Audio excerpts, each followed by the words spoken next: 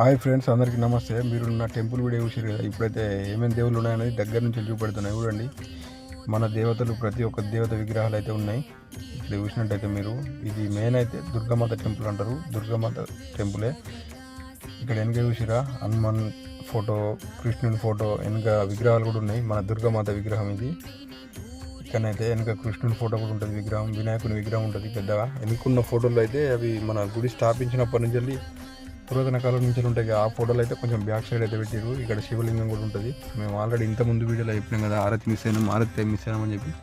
పాలాభిషేకం కూడా మిస్ అయిపోయినాం. ఆరతి టైం కనుకనైతే పాలాభిషేకం అయితే ఉంటుంది. రేపటి నుంచి అయితే దేవి నవరాత్రులు కదా, మేమైతే వస్తున్నాం. మా ఫ్రెండ్స్ కూడా వస్తారు, 2-3. మీరు ఎవరైనా నా వీడియో ఇష్టలు ఉంటేనైతే కామెంట్ చేయండి, అక్కడ కలుద్దాం పక్క. ఇక్కడనైతే రాముడి విగ్రహం కూడా ఉన్నది పెద్దది, సైడ్కి రైట్ సైడ్లో. మేమైతే దర్శనం అయిపోయిన తర్వాత ఒక హాఫ్ అన్ అవర్ అయితే కూర్చున్నాం. చాలా మనశ్శాంతిగా అనిపిస్తుంది. వీడియో నచ్చితే లైక్ చేయండి, షేర్ చేయండి, సబ్స్క్రైబ్ చేసుకోండి.